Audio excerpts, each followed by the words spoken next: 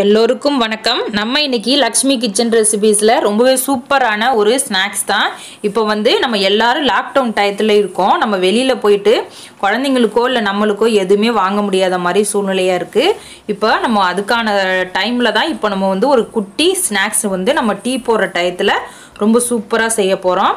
இதுக்கு ரொம்ப பொருள்லாம் தேவையில்லை, ரொம்ப வீட்டில் இருக்க பொருள் மட்டுமே வச்சு ரொம்ப சூப்பராக ரெடி பண்ண போகிறோம். இப்போ வாங்க அதை எப்படி செய்யலாங்கிறத பார்க்கலாம். ஒரு கப்பு ஆனியன் இந்த மாதிரி பொடியாக கட் பண்ணியிருக்கோம். அதுக்கப்புறம் ஒரே ஒரு சின்ன துண்டு இஞ்சி இந்த மாதிரி பொடியாக கட் பண்ணி சேர்த்துருக்கோம். ஒரு பச்சை மிளகாய் இதையும் பொடியாக கட் பண்ணியிருக்கோம். கொஞ்சமாக கருவேப்பிலை இதையும் நறுக்கி இந்த மாதிரி சேர்த்துருக்கோம். இப்போ சேர்த்துட்டு நம்ம கையால் எல்லாம் நல்லா ஒன்று சேர அளவுக்கு, அதாவது இந்த வெங்காயம்லாம் நல்லா உடையிற அளவுக்கு நம்ம நல்லா பிரித்து விட்டுட்டு ஒரு 2 கப்பு கடலை மாவு நம்ம எடுத்திருக்கோம். இப்போ நம்ம 1 கப்பு வெங்காயம் 2 கப்பு கடலை மாவு இதான் அளவு. இப்போ அதுக்கப்புறம் ஒரு 2 டீஸ்பூன் அரிசி மாவு, இப்போ அதையும் சேர்த்துட்டு இது கூட கொஞ்சமாக மஞ்சத்தூள் அதுக்கப்புறம் கொஞ்சமாக இதுக்கு தேவையான அளவு 1 டீஸ்பூன் அரை டீஸ்பூன் உப்பு, 1/4 டீஸ்பூன் சோடா உப்பு.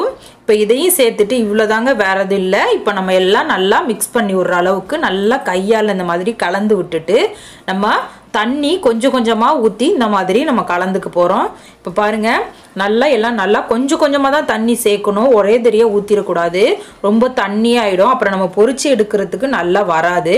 இப்போ பாருங்கள், நான் இப்போ 1 கப்பு தண்ணி சேர்த்துருக்கேன். இப்போ அதுக்கப்புறம் நம்ம இன்னொரு கப்பு கொஞ்சம் கொஞ்சமாக ஊற்றி நம்ம கலந்துக்கலாம். இப்போ இதில் நம்ம எண்ணெயில் போடுற அளவுக்கு கரெக்டான பக்குவத்துக்கு நம்ம இருக்கணும்.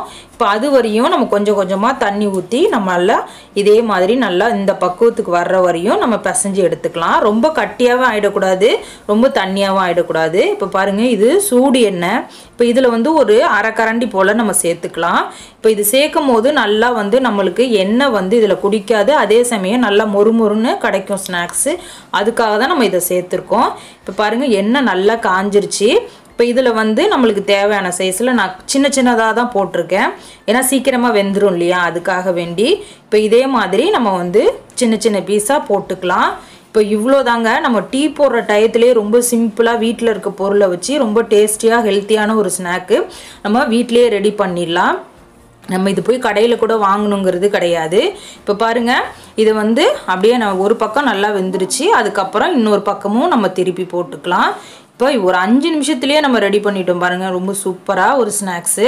பாருங்கள், இப்போ நல்லா வெந்துருச்சு. இப்போ இதை நம்ம ஒரு பாத்திரத்தில் மாற்றிக்கலாம்.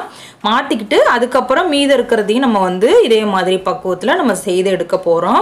பாருங்கள், நல்லா சூப்பராக நல்லா வெந்துருச்சு. இதே மாதிரி நல்லா கரண்டியால் இப்படி பண்ணி விட்டிங்கன்னா எங்கே பார்த்தாலும் நல்லா வேகும், அதுக்காக தான் லைட்டாக நான் இதை மாதிரி பண்ணி விட்டேன். பாருங்கள், ரொம்ப சூப்பராக வெந்துருச்சு பாருங்கள். இதை நம்ம ஒரு பாத்திரத்தில் அப்படியே நம்ம மாற்றிக்கலாம்.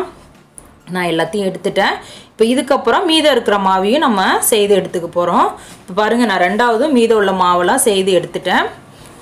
இப்போது நீங்களும் வீட்டில் இதே மாதிரி மெத்தடில் நீங்களும் செய்து பாருங்கள். செய்து பார்த்துட்டு உங்களோட ஃபீட்பேக்கை எனக்கு கமெண்டில் சொல்லுங்கள். மறக்காமல் என்னோடய வீடியோ பிடிச்சிருந்தா லைக் பண்ணுங்கள், ரொம்ப பிடிச்சிருந்தா சப்ஸ்கிரைப் பண்ணுங்கள், பக்கத்தில் உள்ள பெல் பட்டனில் கிளிக் பண்ணுங்கள். தேங்க்யூ ஃபார் வாட்சிங். உங்கள் லக்ஷ்மி.